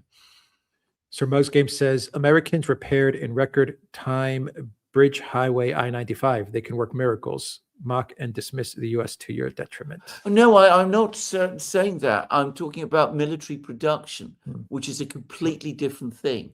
The United States has enormous capabilities, but not in its military industries, as it has repeatedly shown. Yes, they are. They have.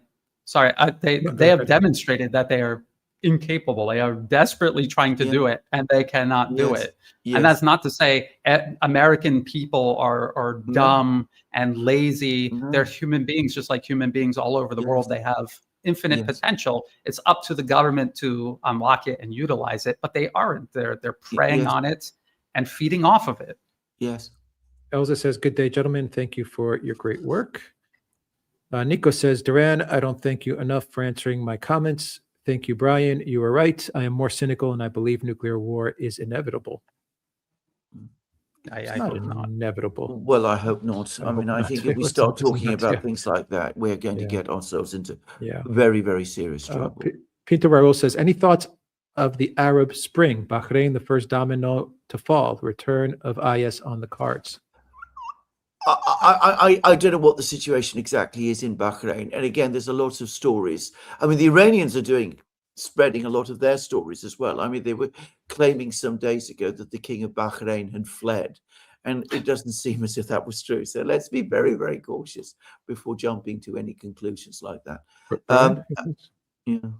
Regarding the Arab Spring of 2011, the U.S. had prepared that years in advance. They had entire workshops where the leaders who are leading the protests in the Middle East and North Africa, they were in the U.S., they were in Mexico City, they were in a European city. Hillary Clinton was Secretary of State at the time. She did like a Skype, she recorded it, she wouldn't waste her time doing a live one, and was telling, when you go back, you're going to make history. And it's all documented. I remember trying to report this in 2011 when it first started. And the whole point of that was to reorganize the entire Arab world into a united front against Iran, just like the US at the same time was working to turn Europe into a united front against Russia and Asia into a united front against China. And if you look, they use the exact same tools and techniques: the National Endowment for Democracy, US aid, their media, their control over political power in all of these regions. They did all of these things And I warned at that time, I remember writing an article and I put a map and I said it's going to go from across the entire region, surround Iran, topple Iran, Russia, and then China. And that is exactly where we are right now. And so it's very important for people to not look at all of these conflicts in isolation, either geographically or in terms of time. You have to look at how it's all connected across time and across the entire globe. And then you will see the big picture, and then you will know exactly what they're going to do next and why. Sir Musgame says, look up how many American politicians and elite have received knighthoods and honors. Oh, really?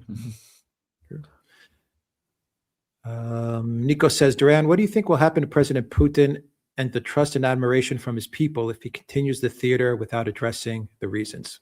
Well, I think this is, again, a point that I wanted to, provided he doesn't make any really serious concessions, which he has never done.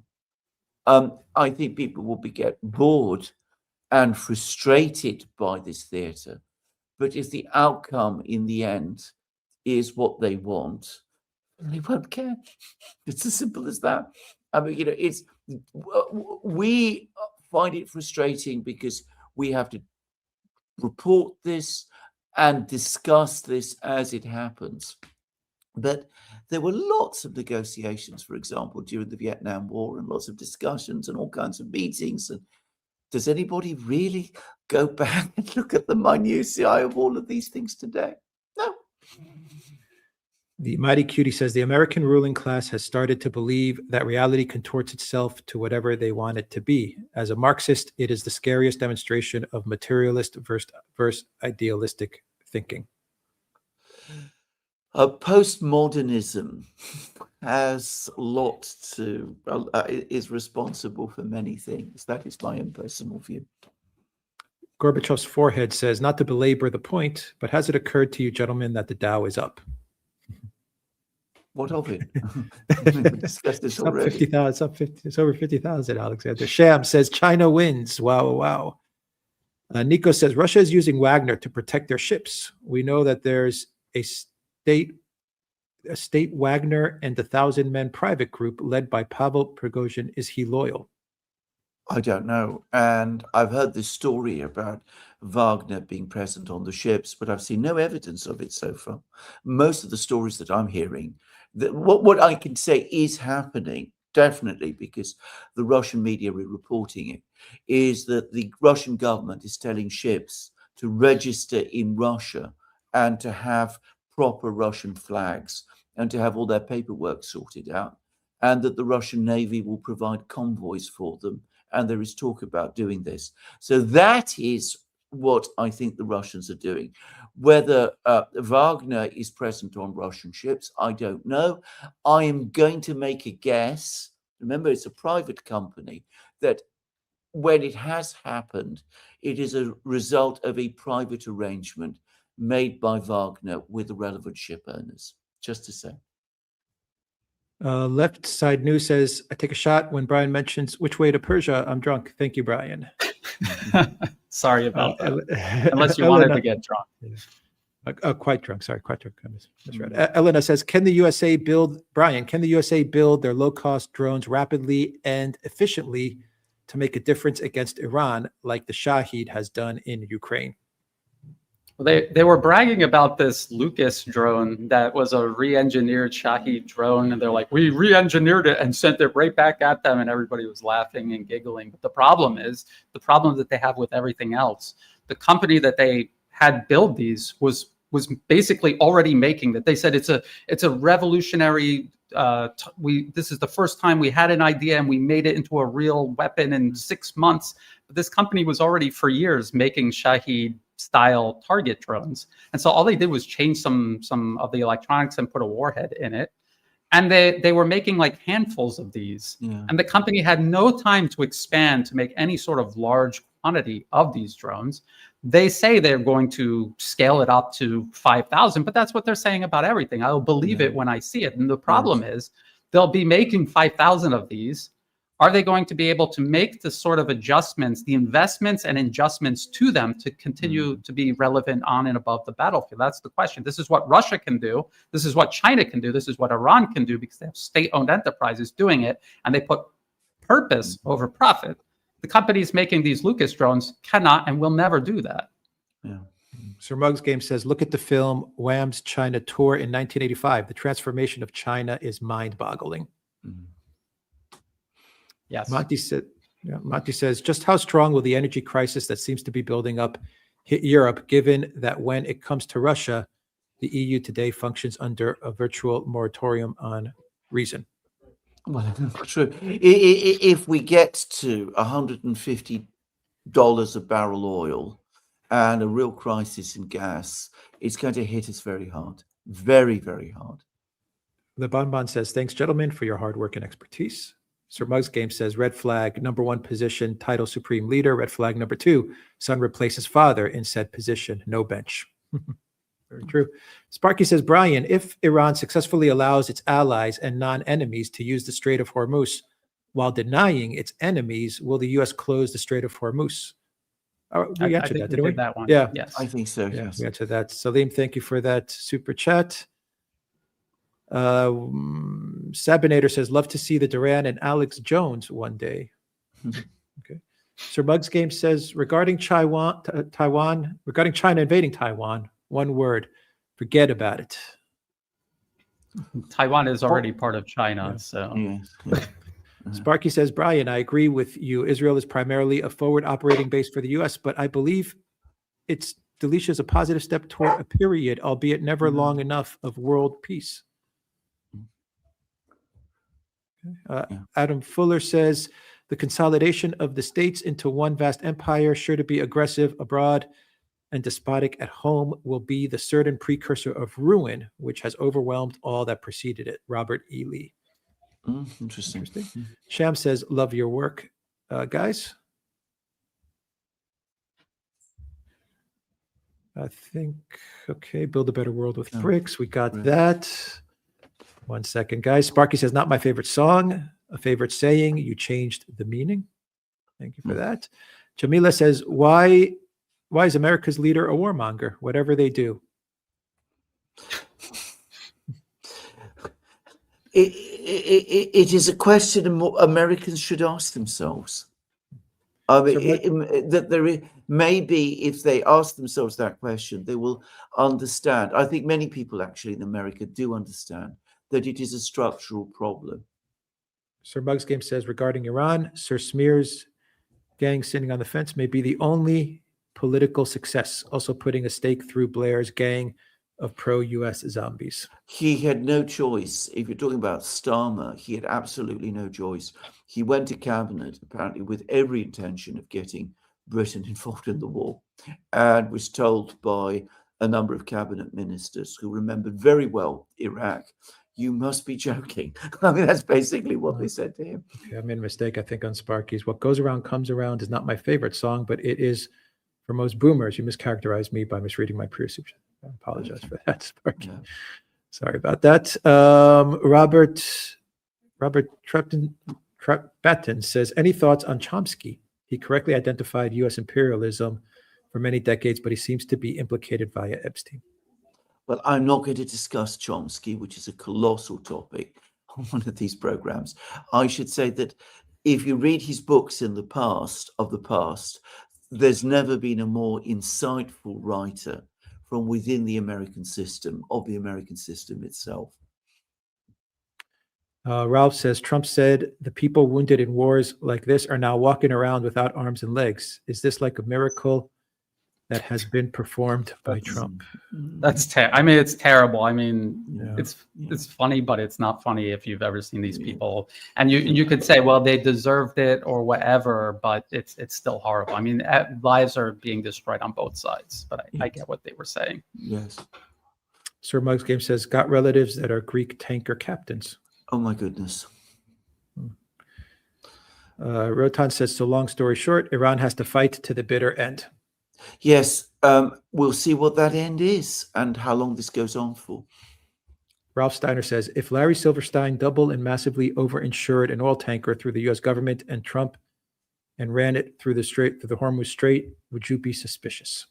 Well, I've been told by very authoritative people who understand insurance that what you've just described can't be done, that insuring ships in that way is impossible, and that this $20 billion scheme that the United States government has come up with is unworkable. So there we go. Why does nobody wonder where Bibi is, from Elena? Oh, lots of people do. I mean, there's lots of people are asking. discussion and speculation about that. Russell Hall says the Dow is under 48,000. We're all screwed. Ladoshka says Nico doesn't understand how Russians think. There is an old proverb: one doesn't exchange horses while crossing the river. Russians will support Putin till the end of the SMO. Yes. Thank you for that. Sparky says, I think the Duran having Alex Jones on would be quite entertaining. It somehow seems wrong, though. Well, it'd be great to have him on. Yeah. yeah. Sir Musgame says, is it a miracle that Biden is not mentioned in certain files? Well, possibly. Bear in mind, we haven't yet seen all the files. True. Just to say. Many millions missing. And finally, from Tomato, Potato, and thoughts on the recently deceased Michael Parenti. Michael Parenti. I'm not sure what that is, actually. That name sounds familiar. Yeah. So, if I'm not mistaken, it's an author who has written about American imperialism and has worked to expose it. Yes. Okay. Right, yes. okay. Yes. True. Yes. Yeah. Yes. Yeah. He passed away about a couple of weeks ago, actually. Yes. Yeah. Yes. Vincent says, surely Iran has received equipment and know-how for FPV drones from its allies. Is there a ground invasion? If there is a ground invasion, is the USA really ready for this? Brian Alexander, ground invasion. Well, always be very careful when you use a word like surely, because when you say that, it means in effect that you don't know. I believe they have, and I believe they have been provided with a lot of information and advice, but I'm never going to claim that what I believe is what I know. A ground invasion of Iran, I think, would be a massively difficult operation to carry out. But then I'm going to hand over to Brian on that one.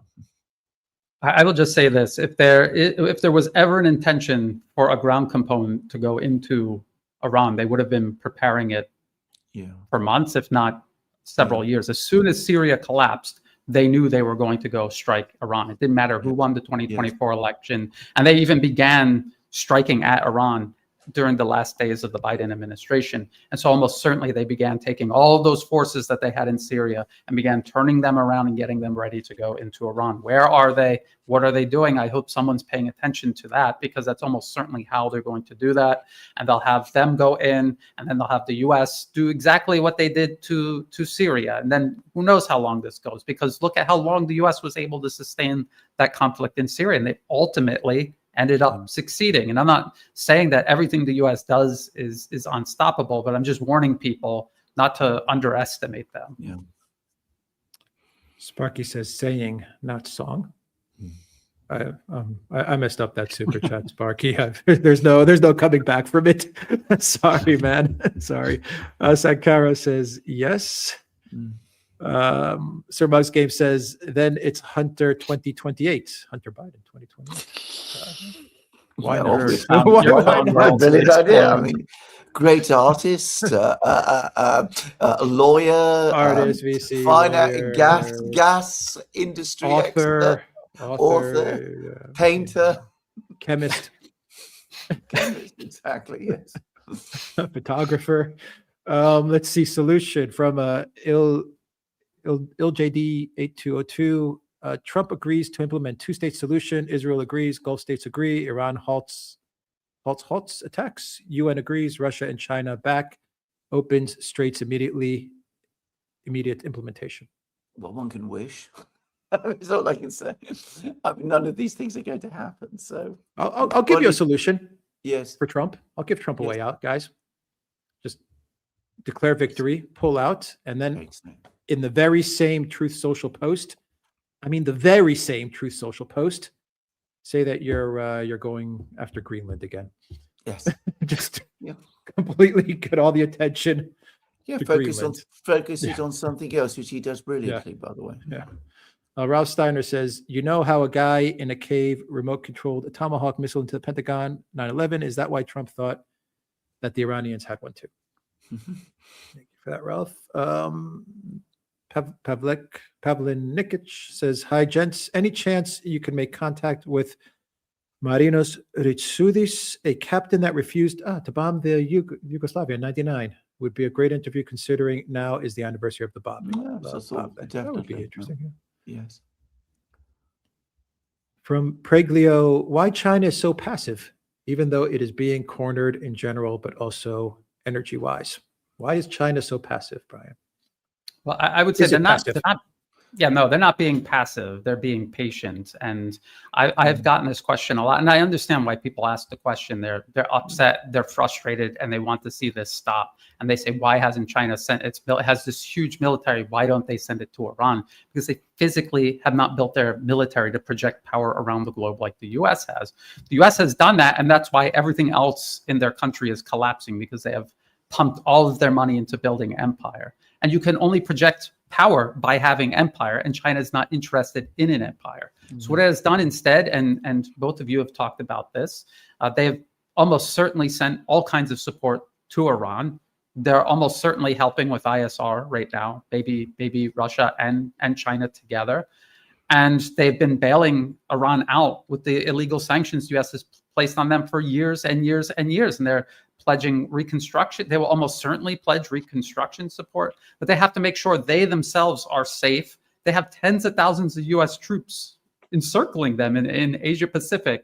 The US is using armed terrorists to kill their engineers in Pakistan. They're already at some sort of asymmetrical war with the US. The US is waging it on China. And so this is the reason why they have to be very careful and patient with what they're doing. It's an incredibly dangerous situation that they're in.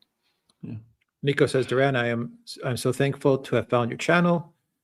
For the sake of my wallet, I'll take a break. Also, for the sake of my wallet, I'll take a break. Alexander, my mother is not a fan of your aunt. Well, I used to fight and argue with her all the time, so I can perfectly understand why people wouldn't be a fan with her. And Sparky, we'll end it on this super chat. Sparky says, Brian needs to appear more often on the Duran. Alex and Alexander, thank you again for everything. The truth can be quite profitable when the establishment media is so mendacious. Yes. All right. We will end it there. Thank you, Brian, for joining us. Once again, where can people follow your work? You can find my work by just typing the new atlas into YouTube, and then in the video description of every single video, you can find all the other places I post my work. I'm on YouTube, Rumble, Telegram, and X, and there's also an old blog that I've been running since 2009. I want to thank you both for having me on, and I want to also thank your audience for listening to us discuss these topics. Fantastic questions. Great live stream. Thank you to our moderators. Thank you to everyone that watched us, that joined us on this live stream. And we'll be back soon. We will indeed. Thank you very much, Brian. Good to have you again. Yes, thank you.